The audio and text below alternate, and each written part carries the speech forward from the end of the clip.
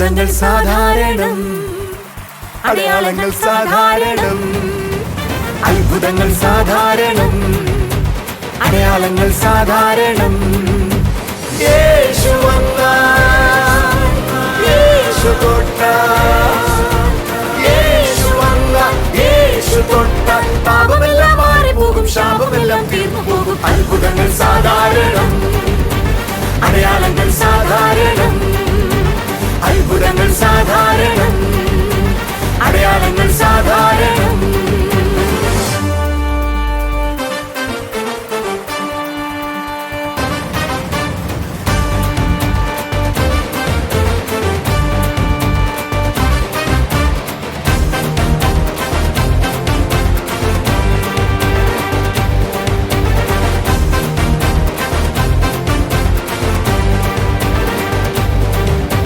കർത്താവായ യേശുവിൽ വിശ്വസിക്കാം, നീയും നിന്റെ കുടുംബവും രക്ഷ പ്രാപിക്കും. കർത്താവായ യേശുവിൽ വിശ്വസിക്കാം, നീയും നിന്റെ കുടുംബവും രക്ഷ പ്രാപിക്കും. ഇതാകുന്നു വാഗ്ദത്തം, അത് നിത്യജീവൻ തന്നെ. ഇതാകുന്നു വാഗ്ദത്തം, അത് നിത്യജീവൻ തന്നെ.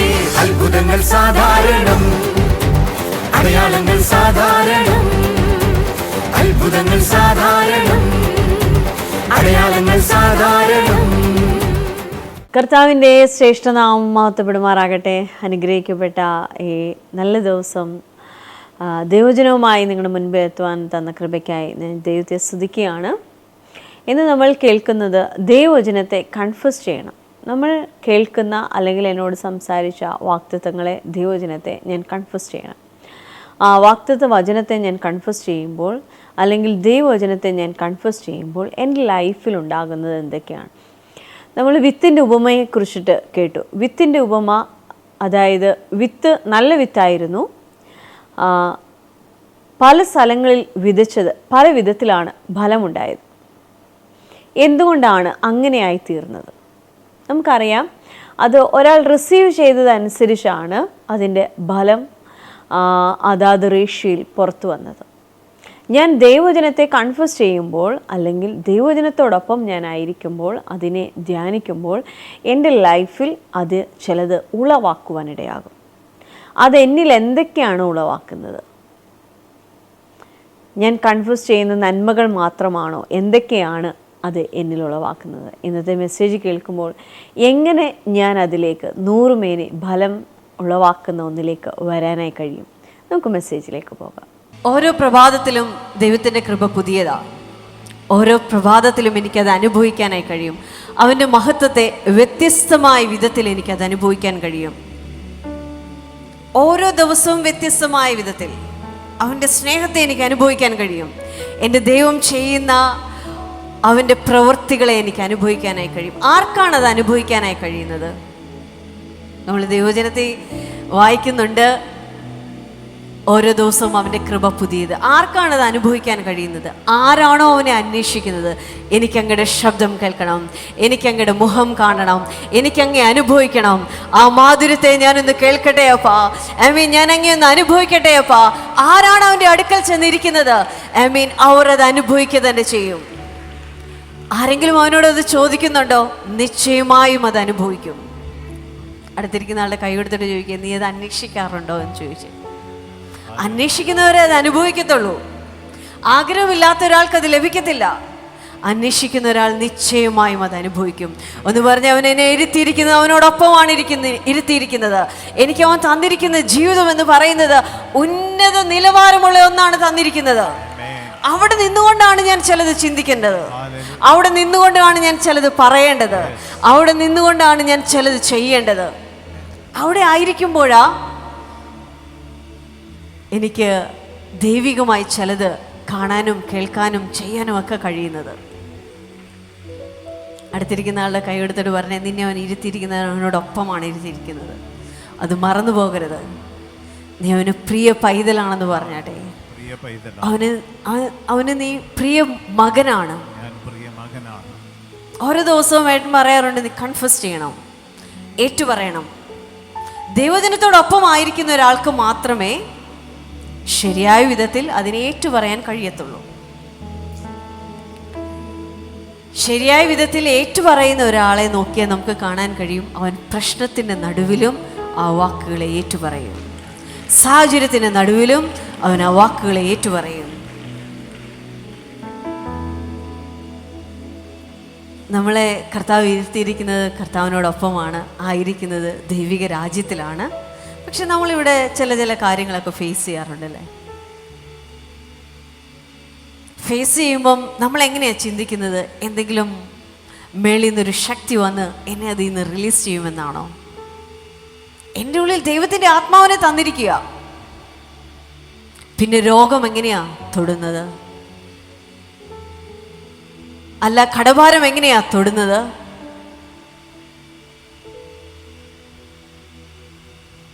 എൻ്റെ മനസ്സിനെ എങ്ങനെ ഇല്ലാതാക്കാൻ കഴിയുന്നത്?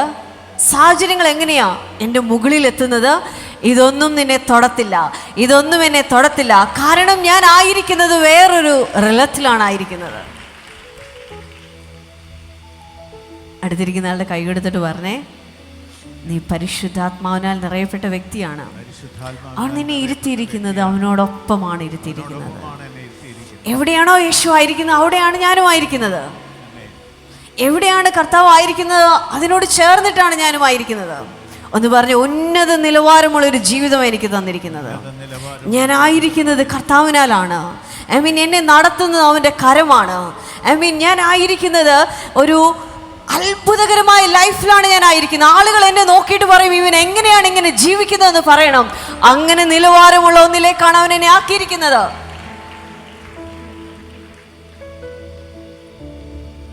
അത് ഞാൻ എൻ്റെ ലൈഫിൽ കൺഫ്യൂസ് ചെയ്യാറുണ്ടോ? അടുത്തിരിക്കുന്ന ആളോട് ചോദിച്ചത്, ചർച്ചിൽ വരുമ്പോൾ മാത്രം ബൈബിള് പൊടി തട്ടി എടുക്കുന്നവരാണോ അതോ എൻ്റെ ലൈഫിൽ ഈ ദൈവവചനമുണ്ടോ എന്ന് ചോദിച്ചാട്ടെ. കഴിഞ്ഞ ആഴ്ചകളിൽ ചിന്തിച്ച ചിന്തയിലേക്ക് വരാം. മത്തായി സുവിശേഷം അതിൻ്റെ 13-ാം അധ്യായം അതിൻ്റെ 8-ാമത്തെ വാക്യം. മറ്റു ചിലത് നല്ല നിലത്ത് വീണു, 100, 60, 30 മേനിയായി വിളഞ്ഞു. മറ്റു ചിലത് നല്ല നിലത്ത് വീണു, 100, 60, 30 മേനിയായി വിളഞ്ഞു. വിത്ത് വിതച്ചു. വീണ വിത്തുകൾ പല വിധത്തിലാണ് അതിൻ്റെ ഫലത്തെ കൊണ്ടുവന്നത്. നമുക്ക് മത്തായിലും മർക്കോസിലും അതിനെ വിശദമായി കാണാൻ കഴിയത്തില്ലെങ്കിൽ ലൂക്കോസിൽ നമുക്കത് വ്യക്തമായി മനസ്സിലാക്കാൻ കഴിയും. അത് 8-ാം അധ്യായം അതിൻ്റെ 12-ാം വാക്യത്തിലേക്ക് വരാം. വഴിയരികെയുള്ളവർ കേൾക്കുന്നവരെങ്കിലും അവർ വിശ്വസിച്ച് രക്ഷിക്കപ്പെടാതിരിക്കാൻ പിശാച് വന്ന് അവരുടെ ഹൃദയത്തിൽ നിന്ന് വചനം എടുത്തു കളയുന്നു. അവരിലും വചനമുണ്ടായി, വചനം കേട്ടു, വിത്ത് വിതയ്ക്കപ്പെട്ടു. പക്ഷേ അവർ രക്ഷയിലേക്ക് വരാതെ വണ്ണം, രക്ഷ അനുഭവിക്കാതെ വണ്ണം, രക്ഷിക്കപ്പെടാതെ വണ്ണം പിശാച് അവരുടെ ഉള്ളിൽ നിന്ന് അതിനെ എടുത്തു കളഞ്ഞു. അടുത്ത വാക്യം വരാം. പാറമേലുള്ളവരോ കേൾക്കുമ്പോൾ വചനം സന്തോഷത്തോടെ കൈക്കൊള്ളുന്നവർ എങ്കിലും അവർക്ക് വേരില്ല. അവർ തൽക്കാലം വിശ്വസിക്കുകയും പരീക്ഷാ സമയത്ത് പിൻവാങ്ങിപ്പോവുകയും ചെയ്യുന്നു. ഇത് വിത്ത് വീണു, അത് മുളയ്ക്കാൻ തുടങ്ങിയെങ്കിലും പക്ഷേ അതിന് വേരില്ലാത്തത് കൊണ്ട് അത് നശിച്ചുപോയി. പ്രശ്നങ്ങൾ വരുമ്പോൾ ദൈവവചനം കേൾക്കുന്നുണ്ട്, ദൈവവചനം വായിക്കുന്നുണ്ടോ എന്ന് ചോദിച്ചാൽ വായിക്കുന്നുണ്ട്. പക്ഷേ പ്രശ്നം വരുമ്പോൾ അവർ വാടിപ്പോകുകയാണ്. അവർ കേട്ട ദൈവവചനമൊന്നും അവർക്ക് ഫലമായി വരുന്നില്ല, അത് മുളച്ചു വരുന്നില്ല. അവരുടെ ഭാഷ മാറുന്നു, അവരുടെ സംസാരം മാറുന്നു, അവരുടെ രീതികൾ മാറുന്നു. അവർ പിറുപിറുക്കാൻ തുടങ്ങുന്നു. വചനം കേട്ടു, പക്ഷെ അതിന് വേരില്ല, അതിന് വേരില്ല. അതവരുടെ ഹൃദയത്തിൽ ചിന്തിക്കുന്നില്ല, അതിൽ പച്ചപിടിച്ചില്ല, അത് വളർന്നു വന്നില്ല. പ്രശ്നം വന്നപ്പോൾ പാത്രം കമത്തി വെച്ച് വെള്ളമൊഴിച്ചതുപോലെ എവിടെയോ ഒഴുകിപ്പോയി. അടുത്ത വാക്യത്തിലേക്ക് വരാം. പാറമേലുള്ളവരോ കേൾക്കുമ്പോൾ വചനം സന്തോഷത്തോടെ കൈക്കൊള്ളുന്നവരെങ്കിലും അവർക്ക് വേരില്ല. അവർ തൽക്കാലം വിശ്വസിക്കുകയും പരീക്ഷാ സമയത്ത് പിൻവാങ്ങിപ്പോവുകയും ചെയ്യുന്നു. മുള്ളിനിടയിൽ വീണതോ കേൾക്കുന്നവരെങ്കിലും പോയി ചിന്തകളാലും ധനത്താലും സംസാര ഭോഗങ്ങളാലും ഞെരുങ്ങി പൂർണ്ണമായി ഫലം കൊടുക്കാത്തവരത്രേ. മതി. മുള്ളിനിടയിൽ ചിലത് വീണു. മുള്ളിനിടയിൽ വീണ വിത്ത് അതും വളരുവാനായി ശ്രമിച്ചു, പക്ഷേ ഒരു മുള്ളായിരുന്നില്ല, പലത് വന്നതിനെ ഞെരുക്കിക്കളഞ്ഞു എന്ന് പറഞ്ഞ് പല ചിന്തകൾ. നമ്മുടെ മനസ്സിൽ എന്തൊക്കെയാണ് ഒരു ദിവസം എന്നൊന്ന് ചിന്തിച്ചു നോക്കാം. നമ്മുടെ ചുറ്റുപാടുമുള്ള സകലതും നമ്മുടെ മനസ്സിലുണ്ട്. ഞായറാഴ്ച നമ്മൾ പ്രസംഗിക്കുന്ന മെസ്സേജ് സെല്ലുകളിൽ പഠിപ്പിക്കാൻ പറയും. യൂട്യൂബിലുണ്ട്, നിങ്ങളിത് കേൾക്കണമെന്ന് പറയും. കാരണം എന്തുകൊണ്ടാണ്? നമ്മുടെ ചിന്തകളിൽ അത് ഉണ്ടാകാൻ വേണ്ടിയിട്ട്.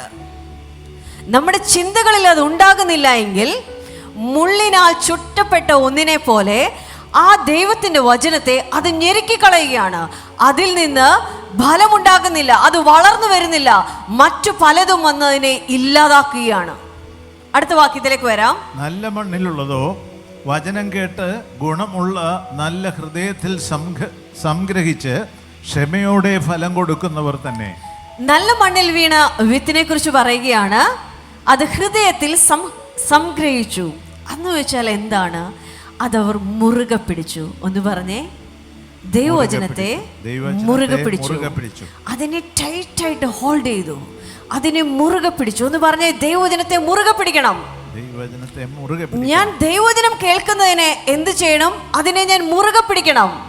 അതിനെ മുറുകെ പിടിച്ചാൽ ക്ഷമയോടെ ഫലം കൊടുക്കും. എന്താണ് ഇവിടെ ക്ഷമയെ ചേർത്ത് വെച്ചത്? നമ്മുടെ മുൻപിൽ പ്രശ്നം വരുമ്പോൾ നമ്മൾ ആദ്യം ചെയ്യുന്നത് സൊല്യൂഷനെ കണ്ടെത്തും. ലോകപ്രകാരമുള്ള കാര്യങ്ങൾ, നമ്മുടെ മനസ്സിൽ വരുന്ന കാര്യങ്ങൾ അതിന് സൊല്യൂഷനായി കണ്ടെത്തും. എന്നാൽ ദൈവവചനം പറയുക, നീ അതിനെ മുറുകെ പിടിക്കണം. ദൈവവചനത്തിൽ എന്താണ് പറഞ്ഞിരിക്കുന്നത് അതിനെ മുറുകെ പിടിച്ചിട്ട് ക്ഷമയോടെ നീ കാത്തിരിക്കണം. ക്ഷമയോടെ നീ അതിനെ മുറുകെ പിടിക്കണം. നമുക്ക് വെപ്രാളമാ, അയ്യോ ഈ സാഹചര്യം എങ്ങനെയാ മുന്നിൽ, നമുക്ക് വെപ്രാളമാ, എന്താ ചെയ്യേണ്ടതെന്ന് അറിയത്തില്ല, പെട്ടെന്ന് കാര്യങ്ങൾ ചെയ്യാൻ ശ്രമിക്കും. എന്നാൽ ദൈവത്തിൻ്റെ വചനത്തെ മുറുകെ പിടിച്ച് ക്ഷമയോടെ കാത്തിരിക്കുന്ന ഒരുവൻ അതിൻ്റെ ഫലത്തെ അനുഭവിക്കുവാനിടയാകും. അത് ഫലത്തെ കൊടുക്കുന്നവനാകും. നീ ക്ഷമയോടെ അതിനെ ഹോൾഡ് ചെയ്താട്ടെ. നീ കേട്ട ദൈവവചനത്തെ ക്ഷമയോടെ ഹോൾഡ് ചെയ്താട്ടെ. അത് നിന്നിൽ ഫലമുണ്ടാക്കുന്നത് നീ കാണുവാനിടയാകും. കർത്താവ് നിന്നോട് എന്ത് പറഞ്ഞു? നീ കേട്ട വാഗ്ദത്തം എന്താണ്? അവൻ നിന്നെ കരുതുമെന്ന് പറഞ്ഞു. നീ അതിനെ ക്ഷമയോടെ ഹോൾഡ് ചെയ്താട്ടെ. അയ്യോ ഞാൻ ദിവസവും പോകുന്നുണ്ട്, ഞാൻ എന്താണ് കാണുന്നത്? അല്ല, കേട്ട ദൈവവചനത്തെ ക്ഷമയോടെ ഹോൾഡ് ചെയ്താട്ടെ. നിന്റെ പ്രശ്നത്തിൽ നീ തകരത്തില്ല എന്നാണോ അവൻ നിന്നോട് പറഞ്ഞത്? നീ ഒരു നാളും തകരത്തില്ല. നിന്റെ ഹൃദയത്തിൽ അത് ഉണ്ടാകട്ടെ.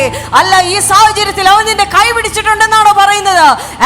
നിന്റെ കൈ അവൻ പിടിച്ചിട്ടുള്ളത് നീ കണ്ടാട്ടെ.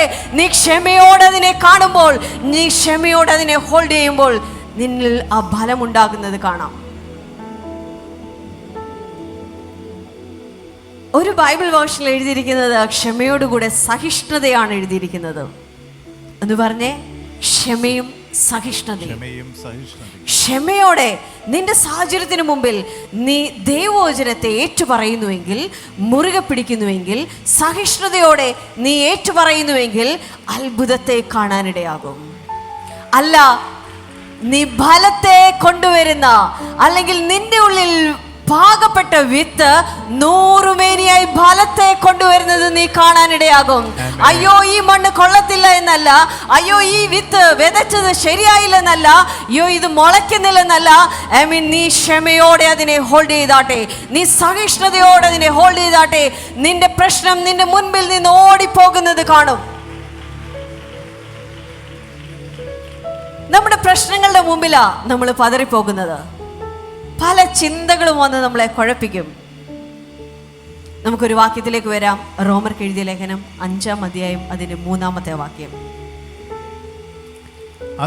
അത് തന്നെയല്ല, കഷ്ടത സഹിഷ്ണുതയെയും, സഹിഷ്ണുത സിദ്ധതയെയും, സിദ്ധത പ്രത്യാശയെയും ഉളവാക്കുന്നു എന്നറിയുന്നു. ആമേൻ. കഷ്ടത സഹിഷ്ണുതയെ കൊണ്ടുവരുന്നു. പൊതുവെ കഷ്ടതയെക്കുറിച്ച് പ്രസംഗിക്കാറേ ഇല്ല. നമുക്ക് കഷ്ടമുണ്ടെന്ന് വിശ്വസിക്കുന്നില്ല. എന്നാൽ ദൈവവചന പ്രകാരം ഞാൻ എന്തെങ്കിലും അനുഭവിക്കുന്നുവെങ്കിൽ അതെന്നെ ഇടിച്ചു കളയുന്നില്ല, അതെന്നിൽ ചിലത് ഉളവാക്കുന്നു. എന്ന് പറഞ്ഞ് അതെന്നിൽ ചിലത് ഉളവാക്കുന്നു. അത് രോഗത്തെ അല്ല പറയുന്നത്, ദാരിദ്ര്യത്തെ അല്ല പറയുന്നത്. കർത്താവിന് വേണ്ടി ഇറങ്ങി തിരിച്ചപ്പോൾ നമ്മൾ പലതും കേൾക്കാനിടയായി, പലതും നമ്മുടെ ഹൃദയത്തെ വേദനിപ്പിച്ചു. നമുക്ക് തന്നെ നോക്കിയാൽ നമുക്കറിയാം, ഇന്നത്തെ സോഷ്യൽ മീഡിയയിൽ സുവിശേഷം പ്രസംഗിക്കുന്നതിന് എന്തൊക്കെ കാര്യങ്ങളാണ് ചെയ്യുന്നത്. കർത്താവിനെ വീടുകൾ തോറും പറയുമ്പോൾ എന്തൊക്കെ കാര്യങ്ങളാ, എന്തൊക്കെ അക്യൂസേഷനാണ് ഉണ്ടാകുന്നത്. നമ്മൾ നമ്മുടെ വീടുകളിൽ നിന്ന് ഇറങ്ങിയപ്പോൾ ആരൊക്കെ എന്തൊക്കെ പറഞ്ഞു. പലരും അത് പറഞ്ഞിട്ട് തിരിച്ചു മടങ്ങിപ്പോയവരുണ്ട്, ആരും കാണാതെ വരുന്നവരുണ്ട്, എന്നാൽ ബലത്തോടെ നിന്നവരുമുണ്ട്. കഷ്ടത എൻ്റെ ലൈഫിൽ വരുമ്പോൾ അത് സഹിഷ്ണുതയെ കൊണ്ടുവരുന്നു. എന്ന് പറഞ്ഞേ, സഹിഷ്ണുതയെ കൊണ്ടുവരുന്നു. സഹിഷ്ണുതയെ കൊണ്ടുവരുന്നു. ആ സഹിഷ്ണുത എൻ്റെ ജീവിതത്തിൽ ഉണ്ടാകാൻ ഞാൻ എന്താണ് ചെയ്യേണ്ടത്? അടുത്തിരിക്കുന്ന ആൾ കൈയെടുത്തിട്ട് ചോദിച്ചു, എന്താ ചെയ്യേണ്ടതെന്ന് അറിയാവോ? ഞാൻ കേട്ട ദൈവവചനത്തെ മുറുകെ പിടിക്കണം. അത് പറഞ്ഞ്, ഞാൻ കേട്ട ദൈവവചനത്തെ മുറുകെ പിടിക്കണം. ഞാൻ കേട്ട ദൈവവചനത്തെ മുറുകെ പിടിക്കണം. ആ ദൈവവചനത്തെ ഞാൻ മുറുകെ പിടിക്കുമ്പോൾ, എബ്രായർക്ക് എഴുതിയ ലേഖനം 10-ാം അധ്യായം 23-ാമത്തെ വാക്യത്തിൽ ഇങ്ങനെയാ പറയുന്നത്, പ്രത്യാശയുടെ സ്വീകാര്യം നാം മുറുകെ പിടിച്ചുകൊള്ളുക, വാഗ്ദത്തം ചെയ്തവൻ വിശ്വസ്തനല്ലോ. പ്രത്യാശയുടെ സ്വീകാര്യത്തെ മുറുകെ പിടിച്ചുകൊള്ളുവാൻ ദൈവജനം പറയുക, അവൻ വാഗ്ദത്തം ചെയ്തവൻ വിശ്വസ്തനല്ലോ. എന്തുകൊണ്ട് അത് പറഞ്ഞു? നിന്നോട് പറഞ്ഞിട്ടുള്ള സകല വാഗ്ദത്തങ്ങളും നീ അനുഭവിക്കുവാനിടയാകും. നീ ഏതിനെയാണോ മുറുകെ പിടിച്ചിരിക്കുന്നത് അത് നിന്റെ ലൈഫിൽ നീ കാണുവാനിടയാകും. നിന്നോട് പറഞ്ഞ ദൈവവചനത്തെയാണോ, ഞാൻ കേട്ട ദൈവവചനമാണോ, എന്നോട് പറഞ്ഞ ദൈവവചനമാണോ, ഞാൻ വായിച്ചതാണോ, അതാണോ എൻ്റെ ഹൃദയത്തിലുള്ളത്, ആ വാഗ്ദത്തങ്ങളൊന്നും എൻ്റെ കയ്യിൽ നിന്ന് പോകത്തില്ല. എന്ന് പറഞ്ഞേ, ദൈവവചനത്തെ മുറുകെ പിടിക്കണമെന്ന് പറഞ്ഞു. അടുത്ത വാക്യം എഴുതിയിരിക്കുക, കഷ്ടത സഹിഷ്ണുതയെയും സഹിഷ്ണുത സിദ്ധതയെയും കൊണ്ടുവരും. എൻ്റെ ലൈഫിൽ ട്രബിൾസ് വരാം, ഹാർഡ്ഷിപ്പ് വരാം, ഡിസ്ട്രസ് വരാം, പ്രഷർ വരാം, പല പല കാര്യങ്ങൾ എൻ്റെ ജീവിതത്തിൽ ഉണ്ടാകാം. ഇതാണ് പറഞ്ഞത്, പല ചിന്തകളാൽ മുള്ളിനിടയിൽ വീണ വിത്ത് അത് മുളയ്ക്കാതെ ഫലം കൊടുക്കാതെ അതില്ലാതെയായിപ്പോയി. മുള്ളിനിടയിൽ വീണ വിത്ത് ഫലം കൊടുക്കാതെ അത് മുളയ്ക്കാതെ ഇല്ലാതെയായിപ്പോയി. എന്നാൽ നല്ല നിലത്ത് വീണ വിത്ത്, അവരുടെ മുമ്പിൽ പ്രശ്നങ്ങളൊന്നും വന്നില്ലേ? അവർ ഈ ലോകത്തല്ലേ ജീവിക്കുന്നത്? അവരും ഇതുപോലത്തെ സാഹചര്യങ്ങളെ ഫേസ് ചെയ്തില്ലേ? അവരെയും മറ്റു പലതും പറഞ്ഞിട്ടുണ്ടാകില്ലേ? പലതും അവരുടെ മുൻപിലൂടെ പോയി. അവരുടെ മുൻപിൽ പ്രശ്നങ്ങളില്ല എന്നല്ല, അവരും ഇതേപോലെ പ്രശ്നങ്ങളെ ഫേസ് ചെയ്തു. പക്ഷേ അവർ കേട്ട ദൈവവചനത്തെ അവർ മുറുകെ പിടിച്ചു. അതുകൊണ്ട് സാഹചര്യങ്ങൾ അവരെ താഴോട്ട് കൊണ്ടുപോയില്ല. അവർ സഹിഷ്ണുതയിൽ വളർന്നു. ഒന്ന് പറഞ്ഞേ, സഹിഷ്ണുതയിൽ വളർന്നു. അവർ ക്ഷമയോടെ കേട്ട ദൈവവചനത്തെ ഏറ്റുപറഞ്ഞു. അവർ സഹിഷ്ണുതയോടെ അതിനെ കൺഫസ് ചെയ്തു. ദൈവജനത്തോടൊപ്പമായിരിക്കുന്ന ഒരു വ്യക്തി, ദൈവജനം പറയുകയാണ്, ആ വ്യക്തി സഹിഷ്ണുതയിൽ വളരുവാനും പ്രത്യാശയിൽ വളരുവാനും, അല്ലെങ്കിൽ ആ വിധത്തിൽ ഒരു ക്യാരക്ടറിലേക്ക്, ഒരു ക്യാരക്ടർ ചേഞ്ച് ആ വ്യക്തിയിലുണ്ടാകും. അത് നമ്മുടെ ലൈഫിൽ വാഗ്ദത്തങ്ങളെ എത്തിപ്പിടിക്കുവാൻ തക്കോണം നമ്മളെ സഹായിക്കും. ഇന്ന് കേട്ട ദൈവവചനം നിങ്ങളുടെ ലൈഫിന് അനുഗ്രഹമാകട്ടെ. നിങ്ങളുടെ ജീവിതത്തിൽ ഉടനീളം അതോടൊപ്പം ചലിക്കുവാൻ കർത്താവ് നിങ്ങളെ സഹായിക്കട്ടെ. നമുക്കിനി ചില സാക്ഷ്യങ്ങളിലേക്ക് പോകാം.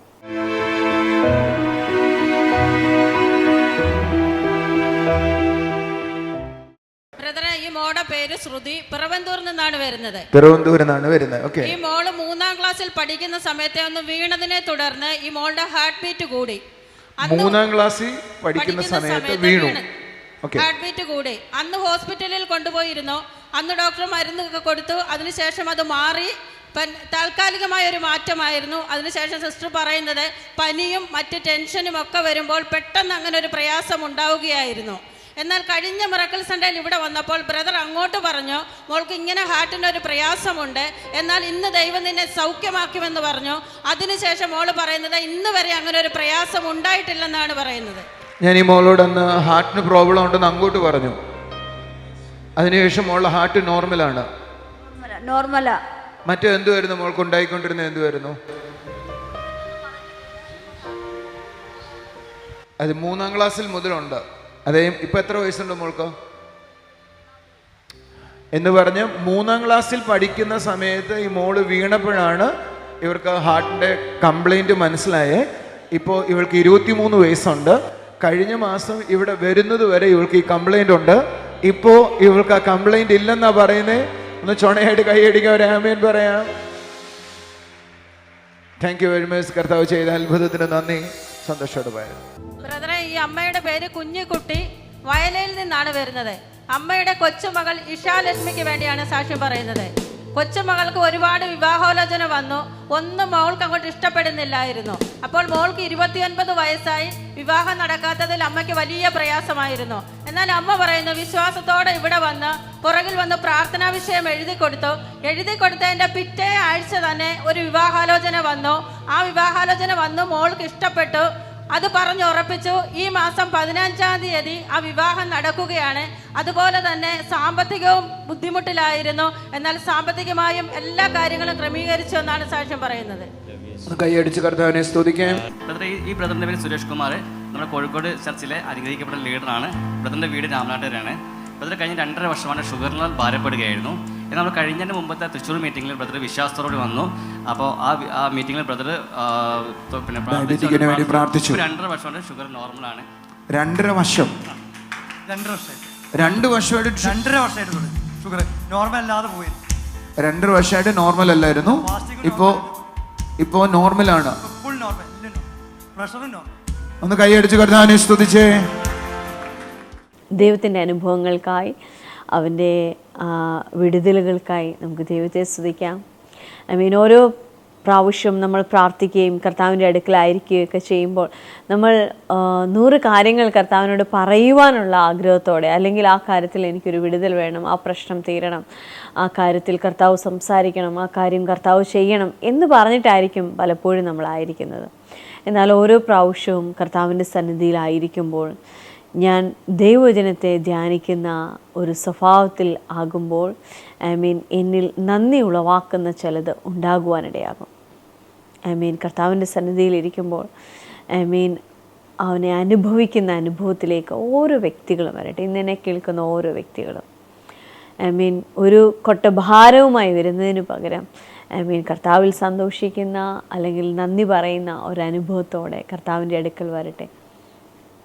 അപ്പാ, നിൻ്റെ കൃപയ്ക്ക് നന്ദിയപ്പാ, അങ്ങയുടെ സ്നേഹത്തിന് നന്ദിയപ്പാ, അങ്ങയുടെ കൃപയ്ക്ക് നന്ദിയപ്പാ. എന്നെ കാണുന്ന കുടുംബങ്ങളിൽ അത്ഭുതങ്ങളുണ്ടാകട്ടെ അപ്പാ. എന്നെ കാണുന്ന കുടുംബങ്ങളിൽ ദൈവത്തിൻ്റെ തീക്ഷ്ണതയുണ്ടാകട്ടെ അപ്പാ. കർത്താവെ, ഇവർ കർത്താവിനെ അനുഭവിക്കട്ടെ, ദൈവത്തിൽ സന്തോഷിക്കട്ടെ, ദൈവത്തെ അനുഭവിക്കട്ടെ അപ്പാ. നിൻ്റെ കൃപയ്ക്കായി നന്ദി പറയുന്ന യേശുവേ. ഹല്ലേലൂയ. സ്തോത്രം അപ്പാ, സ്തോത്രം കർത്താവേ, സ്തോത്രം അപ്പാ. ഹല്ലേലൂയ, സ്തോത്രം അപ്പാ. കർത്താവേ, വീടുകളിൽ എനിക്കൊരു വ്യക്തിയെ കാണാം. ആ വ്യക്തി വിങ്ങുകയാണ്. ഈ മെസ്സേജ് കേൾക്കുമ്പോൾ അത്രത്തോളം ഭാരത്തോടെ ആയിരിക്കുന്നത്. ആരോട് പറയാനാ? ആരും പറയാനില്ല, ആരും സഹായിക്കാനില്ല. ഹല്ലേലൂയ. കർത്താവേ, ഒന്നും ചെയ്യാൻ കഴിയാത്ത ഒരു സാഹചര്യത്തിലായിരിക്കുന്നു. കർത്താവേ, നിൻ്റെ കൃപ കരുതുന്നതോർത്ത് നന്ദിയപ്പാ. യേശുവേ, തളർന്നു പോകാതെ താങ്ങുന്ന അവിടുത്തെ പ്രവൃത്തിക്കായി നന്ദിയപ്പാ. നന്ദി പറയുന്ന കർത്താവേ, നന്ദി പറയുന്നപ്പാ. Thank you Jesus. ഈ കുടുംബങ്ങളിൽ ദൈവത്തിൻ്റെ അത്ഭുതങ്ങളും അപ്പാ, ദൈവത്തിൻ്റെ ശ്രേഷ്ഠതയും ഒക്കെ ഉണ്ടാകട്ടെ അപ്പാ. ഹല്ലേലൂയ. നന്ദി യേശുവേ, നന്ദി കർത്താവേ. ഹാബലു ശകരം ധരേക്കലോ. കർത്താവേ, ചില വ്യക്തികളുടെ കണ്ണുനീരിനെ കർത്താവ് ഒപ്പുന്നത് കാണാം. ചിലരുടെ ലൈഫിൽ സമാധാനത്തെ കർത്താവ് കൊടുക്കുന്നത് കാണാം. Thank you Jesus. കൊഴിഞ്ഞു വീണ ഇല പോലെ എന്ന് പറയുന്ന ചില വാക്കുകൾ കാണാം. അതേപോലെ എൻ്റെ ലൈഫ് പ്രയോജനമില്ലാതെ ആയിപ്പോയി കർത്താവേ. ചിലവരുടെ ലൈഫിൽ കർത്താവേ, അവർ കൊഴിഞ്ഞുപോയി, വീണുപോയി, മുറിവേൽക്കപ്പെട്ടു എന്ന് പറയുന്നിടത്തു നിന്നും കർത്താവേ, അവർ ജീവനിലേക്ക് തിരിച്ചു വരട്ടെ. ഒരു പുതിയ വൃക്ഷമായവർ വളരട്ടെ അപ്പാ. ഒരു പുതിയ വൃക്ഷമായത് വളരട്ടെ അപ്പാ. അനേകർക്ക് ആശ്വാസം പകരുന്ന, അനേക പക്ഷികൾ വന്ന് കൂടുവെക്കുന്ന ഒരു പുതിയ ഒന്നായവർ വളരട്ടെ അപ്പാ. Thank you Jesus. നിൻ്റെ കൃപയ്ക്കായി സ്തോത്രം യേശുവേ. അവിടുത്തെ കൃപയ്ക്കായി നന്ദി പറയുന്നപ്പാ. ഈ കുടുംബങ്ങളിൽ അപ്പാ ആശ്വാസമുണ്ടാകട്ടെ അപ്പാ. Thank you Jesus. എനിക്ക് ഒരു വ്യക്തിയുടെ വലിയ പ്രായമുള്ള ഒരാളല്ല, ചെറുപ്പത്തിൽ വീണതിനെ തുടർന്നുണ്ടായ ഒരു മുറിവാണ്.